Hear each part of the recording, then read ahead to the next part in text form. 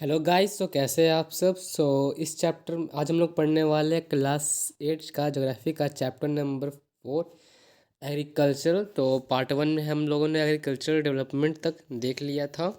Part 1 का link आपको description box में मिल जाएगा। अब हम लोग यहाँ से स्टार्ट करने वाले अ फार्म इन इंडिया, तो वीडियो के एंड तक जरूर बने रहे। अब यहाँ पे बताया जा रहा है कि एक स्मॉल विलेज है। इसमें हम लोग देखेंगे कि इंडिया में किस तरह से खेती किया जाता है। तो इसमें एग्जांपल लेके बताया गया कि स्मॉल विलेज आदिलाबाद, जो कि गाजीपुर डिस्ट्रिक्ट है यूपी में। तो यूपी में गाजीपुर डिस्ट्रिक्ट है, उसमें एक छोटा सा गांव है आदिलाबाद। वहाँ एक मुन्ना लाल स्मॉल फार्मर है जो उस विलेज में रहता है, जिसके पास 1.5 हेक्टेयर्स ऑफ लैंड है। उसका जो घर है ना वो मेन विलेज में है। वो परचेज करता है high yielding varieties of seed, okay, market में हर अल्टरनेट ईयर में। और उसका लैंड है वो भी फर्टाइल है। ये जो है ना एक साल में कम से कम 2 क्रॉप्स को उगा लेता है। बेसिकली वीट और राइस एंड पल्सेस, यही क्रॉप्स होता है। जो वीट या राइस उगाता है और पल्सेस उगाता है। अब फार्मर जो है ना वो एडवाइस लेता है इसका फ्रेंड का और एल्डर्स का और गवर्नमेंट का भी, कि कैसे हम लोग अपना प्रैक्टिसेस जो होता है ना कि किसको कर सकते हैं फार्मिंग प्रैक्टिसेस। वो ट्रैक्टर भी रेंट पे हायर करता है अपने फील्ड को जोतने के लिए, खेत को जोतने के लिए। लेकिन उसके अभी भी कुछ फ्रेंड होते हैं ना जो ट्रेडिशनल मेथड में, पुराने ज़माने का मेथड्स, मतलब बैल को यूज़ कर रहे होते हैं, कि फिगर में यहाँ पे भी दिया हुआ है प्लगिंग करने के लिए। There is a tubewell in the nearby village which he takes on rent to irrigate his field. यहाँ पे एक ट्यूबवेल होता है, चापाकल होता है, जिसको वो रेंट पे हायर करता है अपना फील्ड को सींचने के लिए, ओके। अब मुन्ना लाल इसके पास 2 बुफैलो होता है, कुछ मुर्गियाँ भी है। अब वो उससे मिल्क को कोऑपरेटिव स्टोर में बेच देता है, जो कि उसके नियर, मतलब घर के टाउन के पास है। तो वो मेंबर भी होता है कोऑपरेटिव सोसाइटी का, जो उसको सजेस्ट करते हैं और एडवाइस करते हैं कि वो कैसा चारा जो है जानवरों को खिलाए और कैसे उनका हेल्थ का प्रोटेक्शन कर सकता है। और आर्टिफिशियल इंसेमिनेशन, अब ये क्या होता है, तो इसको हम लोग आपको बता देते हैं। The introduction of semen into a woman or a female animal by natural artificial means. मतलब कि जो हम लोग का जो मेल का जो वुमेन का जो सीमेन होता है ना, जब वो फीमेल एनिमल में नेचुरल आर्टिफिशियल मीन से जब जाता है ना, तो उसको हम लोग आर्टिफिशियल इंसेमिनेशन बोलते हैं।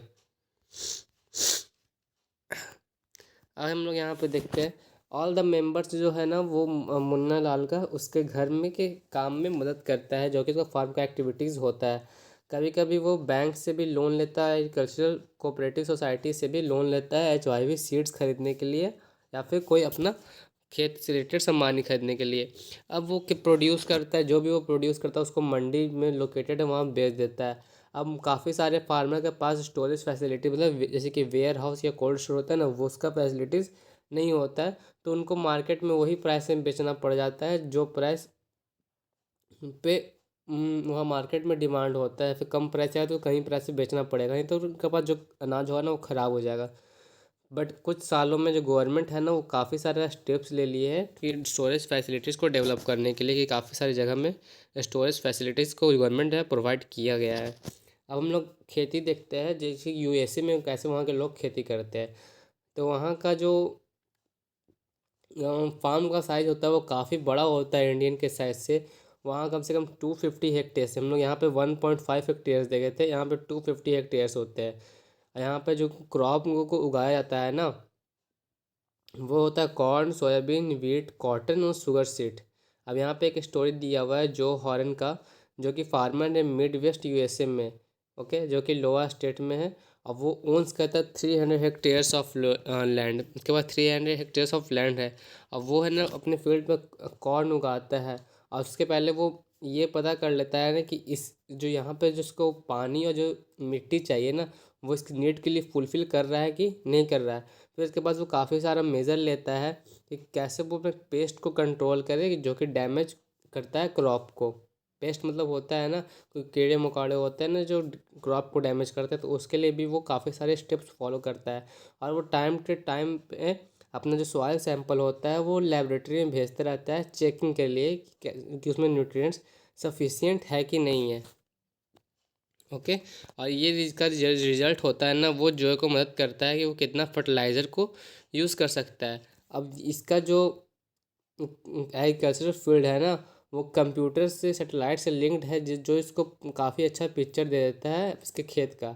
और उसकी वजह से वो अपना केमिकल फर्टिलाइज़र जो है ना, वो रियल मायने में यूज़ कर सकता है, या फिर पेस्टिसाइड को। ये ट्रैक्टर यूज़ करता है, सीड्रिल यूज़ करता है, लेवलर, कंबाइंड हार्वेस्टर, थ्रेसर, ये सब मतलब वो जितने भी टाइप के एग्रीकल्चर परफॉर्म कर रहे हैं, सारा मॉडर्न तरीके से परफॉर्म कर रहा है।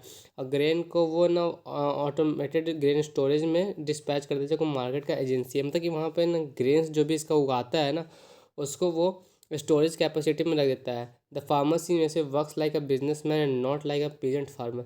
और जो कि फार्मर होता है ना यूएसए में, वो एक बिजनेसमैन की तरह होता है, ना कि किसी पेजेंट फार्म मतलब होता है कि छोटा मोटा ऐसा फार्मर जिसके पास खुद का कहीं खेत भी नहीं होता है, या फिर कम बहुत ही कम खेत होता है। हम्म, तो ये इंडिया में आपको काफ़ी पेजेंट फार्म मिल जाएंगे, बट यूएसए में जो फार्मर्स होते हैं वो बिजनेसमैन की तरह रहते हैं। ओके, तो आई थिंक चैप्टर ख़त्म हुआ है, तो मिलते हैं अब नेक्स्ट चैप्टर में। तो चैनल को सब्सक्राइब जरूर कर दीजिएगा। That's all, thank you and have a nice day.